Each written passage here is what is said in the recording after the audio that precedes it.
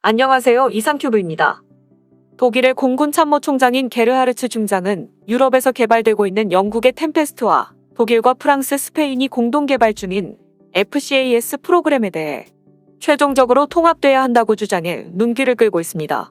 유럽에서는 현재 6세대 전투기로 꼽히는 유인 전투기와 연동이 가능한 무인 전투기 및 일회용 무인기, 그리고 일회용 무인기가 탑재될 새로운 무기 등으로 구성된 패밀리 시스템을 프랑스와 독일, 스페인과 영국이 경쟁적으로 개발하고 있는데, 독일의 게르하르츠 공군 참모총장은 이대로 가다가는 상호 운용성의 문제에 직면한 유럽의 타이푼과 프랑스의 라팔의 실패가 반복된다면서 유럽의 두 가지 차세대 전투기 개발 프로그램은 궁극적으로 통합해야 한다고 지적했습니다.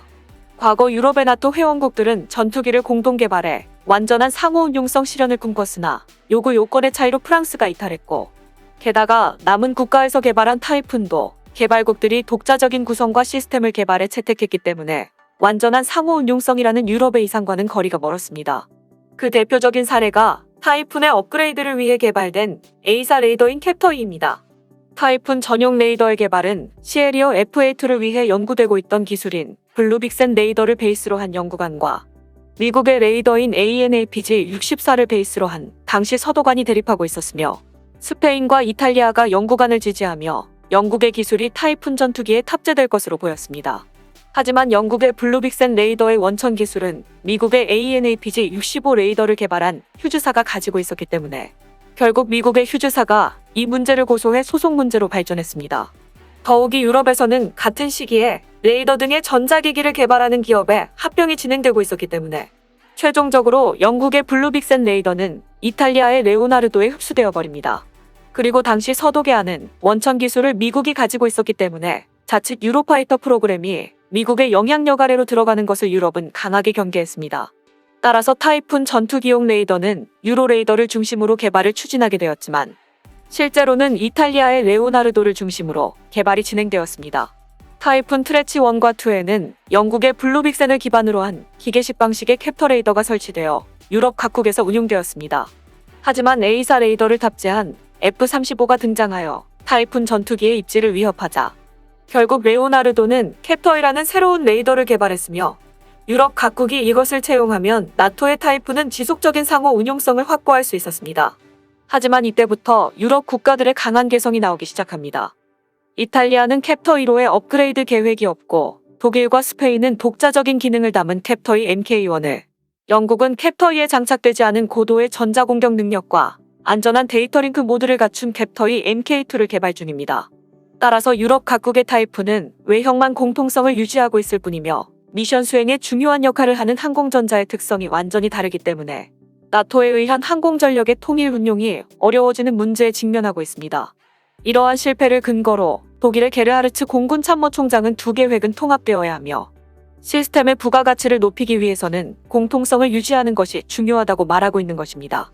또한 그는 영국 측 담당자가 실제로 두 개의 프로그램 통합을 시도하고 있다고 밝혀 관심을 끌고 있으며, FCAS 프로그램을 주도하고 있는 에어버스도 지난해에 저 크기의 시스템을 영국과 유럽이 경쟁하듯 개발해도 시장 규모가 작아 충분한 양을 판매하는 것도 구입하는 것도 불가능하며, 유로파이터와 라팔, 그리펜을 병행 개발한 과거의 잘못을 되풀이할 뿐이다고 주장했습니다. 템페스트 프로그램에 참여하고 있는 이탈리아도 지난 1월에 유럽 나라들 간의 쓸데없는 경쟁을 피하고 세계 시장에서 높은 경쟁력을 갖춘 차세대 전투기 개발을 위해 FCAS와 템페스트가 통합되는 것이 바람직하다고 공식 문건에서 밝히는 등 두 프로그램의 통합을 위한 기대감은 점차 높아져 왔다고 할 수 있지만, 독일은 FCAS 프로그램의 상호 운용성을 스스로 파괴하는 행위에 나서고 있어 독일의 공군 참모총장의 주장은 설득력이 없습니다.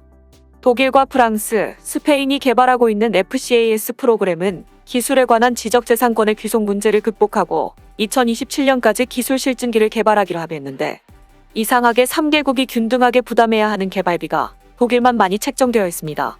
이는 FCAS 프로그램에서 독일의 독자적인 통신 기능과 다층 센서를 통합하기 위한 개발 비용으로, 벌써부터 FCAS 프로그램은 타이푼의 캡터2와 같은 증상이 나타나고 있다는 의미입니다.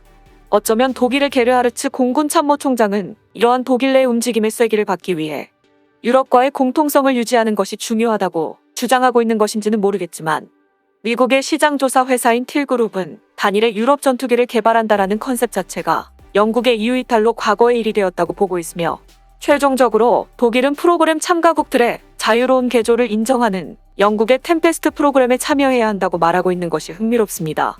독일의 이러한 움직임에 프랑스와 스페인은 불안한 시선을 보내고 있습니다. 특히 프랑스는 독일과 해상 초계기 공동 개발 프로그램에서 독일이 이탈 움직임을 보이자 더욱 민감하게 반응하고 있습니다. 독일은 프랑스와 함께 2035년까지 신형 해상 초계기를 개발하기로 약속했고, 작년 10월에 MAWS 개발 관련 선행조사를 시작했는데, 독일이 미국의 PA-3 초계기 도입에 관한 계약에 서명하면서 두 나라 간의 추세가 심상치 않게 돌아가고 있습니다. MAWS 공동 개발을 앞두고 있는 독일이 이 시점에서 미국의 PA-3를 도입하기로 한 것은 프랑스와의 약속을 소홀히 한 것이 아니라 2035년경까지 운용할 예정이었던 독일의 P3C 초계기가 여러 가지 사정으로 업그레이드에 실패했기 때문에 독일은 당장에 사용할 수 있는 초계기가 필요했습니다. MAWS 개발 전까지 프랑스가 일시적인 해결책으로 제시한 것은 프랑스가 개발한 아틀란틱2의 독일 임대였습니다. 하지만 독일은 프랑스의 제안을 거절하고 미국의 PA-3 도입을 단행하였으므로 프랑스로서는 복잡한 기분이 드는 것은 당연할 것입니다. 독일은 PA-3 도입에 대해 MAWS 개발까지의 일시적인 해결책이라고 설명하고 MAWS 공동 개발을 예정대로 진행한다고 말하고 있지만, 2025년경에 독일에 인도되는 PA-3 초계기는 최소 30년간 사용할 수 있기 때문에 2035년까지 신형 해상 초계기가 필요하다는 독일과 프랑스의 공통 수요는 붕괴되었다고 프랑스 측은 믿고 있으며, 이에 대해 프랑스 언론인 라트리뷰는 독일의 주장을 프랑스인은 아무도 믿지 않는다고 보도해 눈길을 끌었습니다. 독일과 프랑스는 2017년에도 차기 공격 헬기의 규격과 공대지 미사일 공동 개발에 합의하여 이를 바탕으로 공격 헬기 티거2에 탑재할 대전차 미사일을 공동 개발하는 방안을 논의 중이었습니다. 그러나 독일은 갑자기 이스라엘의 대전차 미사일 스파이크를 라이선스 생산에 채용하므로 공동 개발에 참여하지 않겠다고 프랑스 측에 통보했고, 프랑스는 이를 필사적으로 만류했지만 프랑스와 독일의 대전차 미사일의 공동 개발은 깨끗이 없어지게 되었습니다. 즉, 독일은 지금 프랑스와 MAWS의 공동 개발을 예정대로 진행한다고 말하고 있지만 몇 년 후에는 PA-3 도입을 이유로 공동 개발에서 이탈할 것이라고 프랑스 측은 보고 있는 것입니다.